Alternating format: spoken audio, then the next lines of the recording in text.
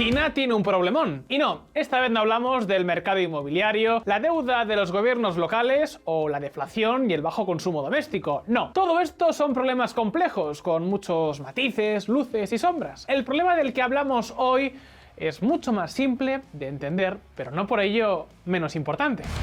La crucial lucha de China para desafiar el desastre demográfico. La población china mayor de 60 años asciende a 297 millones, lo que representa el 21% del total. Para 2050 se espera que estas cifras alcancen los 520 millones y el 38%. Ya sabéis que aquí en Visual Economic nos encanta hablar de demografía, y no es para menos. Estamos ante uno de los principales retos económicos del mundo y algo que no solo afecta a los países desarrollados. No se trata solo de pagar pensiones. Una población más envejecida también es una población mucho menos innovadora, por no hablar de que menos cabezas siempre van a pensar menos ideas. Amigos, el invierno demográfico es un ataque en pinza. Por un lado, aumenta el porcentaje de la población que no trabaja, pero que hay que mantener. Y por otro, reduce la velocidad a la que la parte productiva de la población es capaz de aumentar su productividad. Creedme, no se puede infravalorar la magnitud de este problema, y menos en China. En 1950, cada mujer china tenía unos 6 hijos de media. Hoy, solo uno. Así, se estima que su población podría llegar a caer hasta un 55% en el año 2100, pasando a ser un país de apenas 650 millones de habitantes, con muchos de ellos peinando canas. De esta manera, los chinos pasarán de representar el 20% de la población mundial a solo el 6%. O por decirlo de otra manera, en el año 2050 se espera que China gaste un 30% menos en educación, porque no habrá niños que educar, a cambio de gastar un 30% más en sanidad. ¿Ya lo estáis viendo en pantalla? La pirámide demográfica se convertirá en todo un chupa chups. Para muchos analistas, la demografía es uno de los principales motores de la política china, desde la inversión tan grande que ha hecho en capital, cuando su población en edad de trabajar era enorme, hasta el fuerte aumento del gasto y la modernización de sus capacidades de defensa. La idea, claro, es que si hay que hacer algo, conviene hacerlo ahora, en un momento de fortaleza relativa y no cuando tenga la mitad de población. Pero esperad un momento, porque la situación no es tan simple como parece a simple vista. Justamente por este motivo, en Visual Economic nos hemos puesto a tope con este tema y hoy vamos a responder a las siguientes preguntas. ¿Cómo afectará el invierno demográfico a la economía china? ¿Se puede revertir el desastre de la política de un hijo único? ¿Realmente el gigante asiático tiene un reto mucho mayor que el resto de países? En este vídeo os lo contamos. Pero antes de seguir, muy rápidamente quiero invitarte al club de la Visual Factory. Si te interesa el mundo de las finanzas, la inversión y proteger tus ahorros, de una forma completamente gratuita puedes unirte a nuestro club para recibir contenido educativo financiero cada semana. Al unirte, aprenderás el ABC de lo que todo el mundo debería saber sobre el mundo de la inversión. Puedes hacerlo en el enlace de los comentarios y en el código QR que ves en pantalla. Cuando te apuntes, recibirás un dossier donde te explicaremos de forma entendible y sencilla los conceptos de la inversión más esenciales de todos, que son los múltiplos o PER, que son los índices, los ETF, los derivados financieros, los fondos, el BPA, y luego cada semana recibirás materiales adicionales y análisis sobre lo que está pasando en los mercados para mantenerte informado. La caída de la natalidad en China ha sido brutal, pero como todos sabéis, esto no ha ocurrido por sí solo. En su día, este era precisamente el objetivo del Partido Comunista Chino, que haya menos hijos. Todos conocéis ya la política del hijo único y la terrible tragedia humana que supuso. Una tragedia que ahora amenaza con convertirse en todo un desastre económico. Lo que quizás no sabíais es que esa política no fue la primera medida antinatalista del gobierno chino. 10 años antes, una de las últimas políticas de Mao Zedong antes de morir fue la campaña LLF, por sus siglas en inglés, Later, Longer, Fewer. Es decir, animaba a las mujeres a tener los hijos más tarde, later, a tener menos hijos, fewer, y así dedicarle más recursos a cada uno para que su vida fuera más larga, longer. Y como podéis ver en este gráfico, su impacto en la natalidad fue inmediato. La tasa de hijos por mujer ya había caído casi un 20% antes de la política del hijo único. El resto de la historia creo que ya la conocéis todos, pero ojo, porque hay que aclarar algo. Lo de que la política animaba a las mujeres a tener menos hijos es un simple eufemismo. En realidad, el Partido Comunista Chino usaba todos los medios a su alcance para asegurarse de que así fuera. Abortos involuntarios, esterilizaciones y hasta racionamiento de la comida. Y luego vino la política del hijo único, que echaba más gasolina al fuego. Por suerte, esta política se fue suavizando, aunque no se abolió oficialmente hasta hace 2 días, hasta el año 2015. Entonces se subió el límite a 2 hijos, luego a 3 y finalmente en el año 2021 se eliminó el techo de una vez por todas. Y no solo se eliminó, Xi Jinping ha dado un giro de timón de 180 grados. Si antes su partido hacía todo lo posible para evitar que las mujeres tuvieran más de un hijo, ahora ha aprobado enormes ayudas a la natalidad, sobre todo ayudas enfocadas a tener 3 o más hijos. Un ejemplo es la ayuda nacional para menores de 3 años, que llega a los $500 al año. Nada mal, si además recordamos que a pesar de los rascacielos y las luces de neón, el 30% de los trabajadores en China ingresan menos de $300 al mes. Y sí, aquí estamos teniendo en cuenta que la cesta de la compra no cuesta lo mismo en China que en Estados Unidos. Y también tenemos en cuenta las ayudas públicas y las fuentes de ingresos no monetarias. Sin embargo, este es solo un pequeño ejemplo. La mayoría de provincias y otros gobiernos locales tienen sus propios esquemas de ayudas. Por ejemplo, en Hubei existe una ayuda por el tercer hijo de hasta $22.000 a lo largo de la vida del niño. Aunque, bueno, otros gobiernos están adoptando un enfoque algo distinto. China pondrá un impuesto a los preservativos por primera vez en 30 años, a medida que se profundiza la crisis demográfica. Desde luego, si algo está claro es que no se puede decir que no lo estén intentando. ¿Funcionarán todas estas ayudas para revertir el invierno demográfico? Todavía es muy pronto para decirlo, pero lo cierto es que ni siquiera el gobierno central es muy optimista.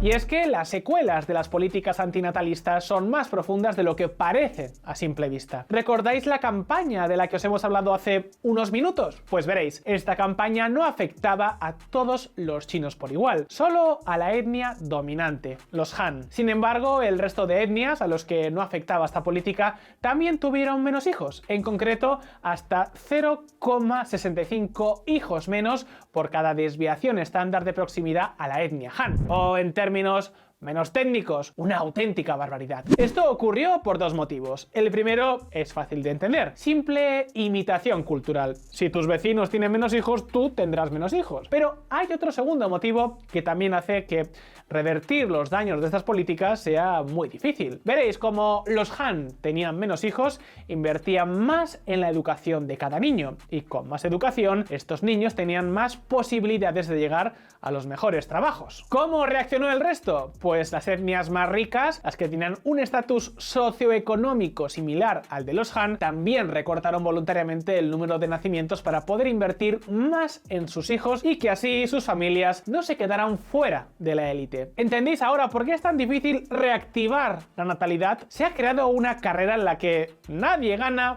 pero si te sales pierdes. Así que no, si el resto de países desarrollados no han conseguido frenar el invierno demográfico con ayudas a la natalidad, es muy poco probable que China lo consiga. Y por eso mismo podemos leer noticias como esta.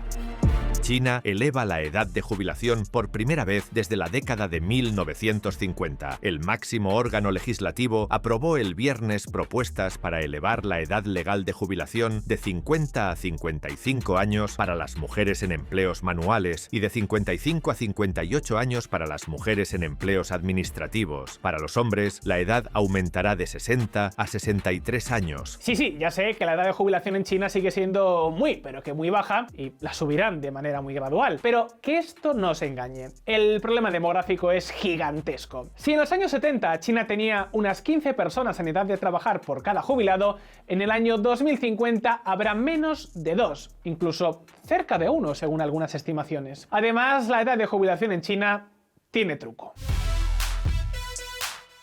¿Los chinos se jubilan antes? Sí, pero también trabajan muchísimas más horas a lo largo de su jornada laboral, entre 10 y 15 horas a la semana más que los países ricos. Y aunque empiezan a disminuir su jornada laboral antes que en otros países, los chinos de 65 años trabajan más horas que la mayoría de trabajadores de países desarrollados que con esa edad todavía no están oficialmente jubilados. Además, a modo de curiosidad, en China prácticamente no existe diferencia de horas trabajadas entre hombres y mujeres, a pesar de que desarrolladas se jubilan mucho antes. Mientras en Occidente las mujeres de más de 50 años suelen trabajar unas 10 horas menos que los hombres, incluso antes de jubilarse. ¿Pueden los chinos de más de 45 años alargar su jornada laboral para compensar el envejecimiento de la población? Pues técnicamente sí, pero eso implicaría trabajar el doble de horas que sus homólogos en países ricos. Y aún así, no sería suficiente. Simplemente para contrarrestar las horas trabajadas perdidas por el envejecimiento de la población en el año 2050, todos los jóvenes de entre 20 y 49 años deberían trabajar entre 8 y 9 horas extra semanales. Claro que en vez de trabajar más horas, otra alternativa es que cada hora trabajada sea más productiva. Y esto no es ninguna locura. Ya todos sabéis que China lo está petando con la tecnología. De hecho, es el país del mundo que más robots industriales está añadiendo a su economía. Y no solo en términos absolutos. Ya existen fábricas de productos tan complejos como automóviles que funcionan a oscuras porque están 100% automatizadas, sin necesitar a ningún trabajador. También tienen drones que limpian las placas solares, realizan mantenimiento a su enorme red de alta velocidad y hasta limpian las calles de manera completamente automática. Visto así, el reto demográfico no parece tanto, ¿verdad? Pues, por desgracia, no es tan sencillo. A pesar del boom tecnológico del gigante asiático, lo cierto es que la productividad de su economía está decreciendo, lo cual es completamente normal, le ocurre a todo el mundo. Pero ahora lo que importa es que China no está rompiendo esta tendencia.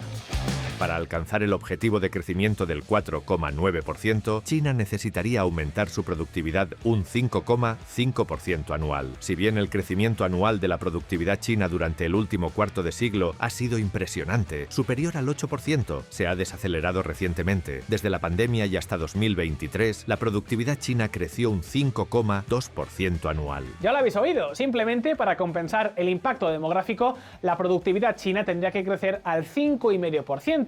Pero hoy ya está creciendo por debajo y con tendencia decreciente. Pero lo malo no termina aquí. Según algunos estudios, la productividad china no solo se está ralentizando un poco, durante los próximos años podría frenarse en seco. Y para hacer esta predicción no hace falta un modelo ultra complejo y abstracto. En realidad son las conclusiones de un modelo extremadamente simple. Sí, ya sé lo que estarás pensando. Si es tan simple, ¿de verdad puede predecir algo tan pero tan complejo? Si los economistas ni siquiera pueden predecir una crisis económica brutal a la vuelta de la esquina. Pues a ver, desde luego se pueden equivocar, pero hay motivos para pensar que quizás no están tan desencaminados. Aquí estáis viendo la evolución de la productividad china en relación a la estadounidense. En rojo tenéis los datos reales, lo que ya ha ocurrido, y en azul las predicciones del modelo según el estudio del economista Jesús Fernández Villaverde. Pero esto no es todo. Si esta fuera la única evidencia, pues, ¿qué queréis que os diga? Sería un argumento muy flojito. Sin embargo, atentos, no sabemos si las predicciones del modelo se cumplirán con China. Lo que sí sabemos es que el mismo modelo predice a la perfección lo que ha ocurrido con otros países como Corea del Sur. Y aunque no os lo estamos mostrando en pantalla, también podremos poneros el ejemplo de Japón, de Hong Kong o de Taiwán. En todos se cumple el mismo patrón. Por supuesto, esto es solo una predicción, pero realmente China lo está haciendo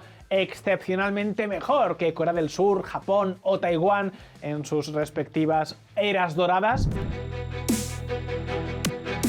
Probablemente no, así que si la productividad china empieza a estancarse en torno al año 2040, no os sorprendáis. Y por si alguien tiene curiosidad, si las predicciones de este modelo son correctas, el PIB per cápita chino en el año 2100 será algo así como el 45% del estadounidense en esas mismas fechas. Que a ver, no está nada mal, pero desde luego está muy lejos de lo que le gustaría a Xi. Entonces, ¿quiere todo esto decir que estamos ante un game over para China?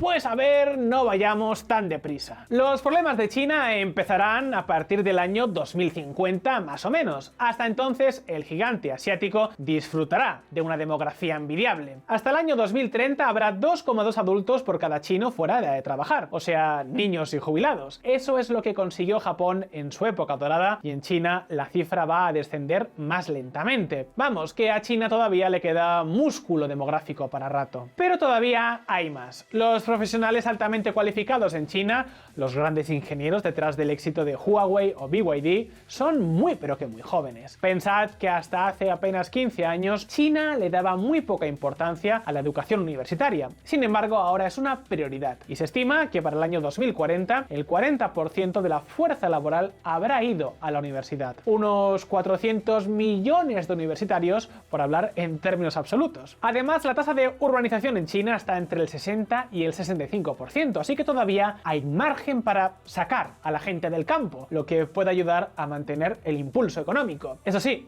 no nos olvidemos que la mitad de toda la reducción de la pobreza en China se explica por mejoras dentro del mundo rural, no por el éxodo al mundo urbano. Claro que esto se enfrenta a un gran problema, el hukou.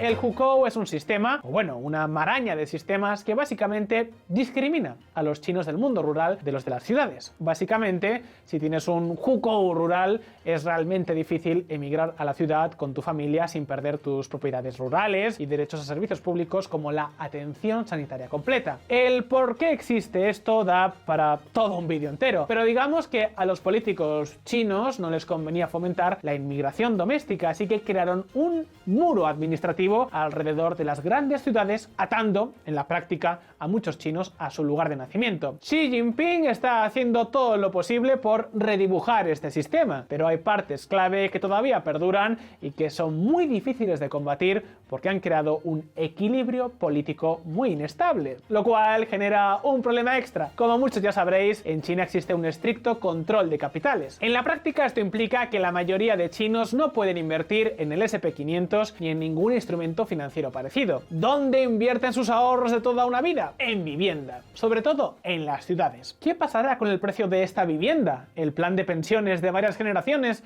cuando la población de China se reduzca a la mitad? Sobre todo si sigue habiendo barreras para emigrar del campo a la ciudad. Supongo que no hace falta explicarlo.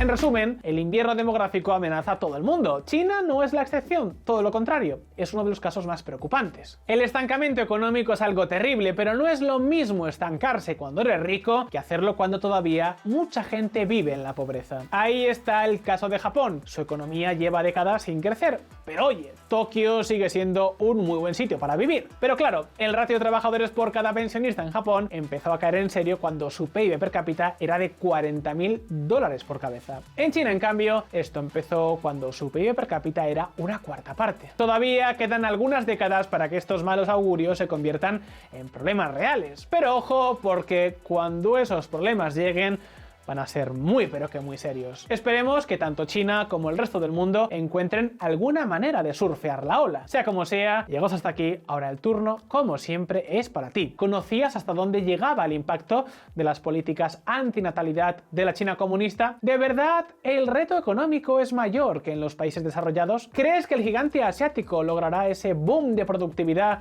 que ni Japón, Corea del Sur o Taiwán han conseguido? Puedes dejarnos tu respuesta abajo en los comentarios y no olvides apuntarte al club privado de la Visual Factory, que es totalmente gratis para ti. Y ten en cuenta que en Visual Economic sacamos vídeos nuevos todas las semanas, así que suscríbete si aún no lo has hecho para no perderte ninguna de nuestras próximas entregas. Si te gustó este vídeo, dale al botón de like y nos vemos aquí muy pronto. Un saludo y hasta la próxima.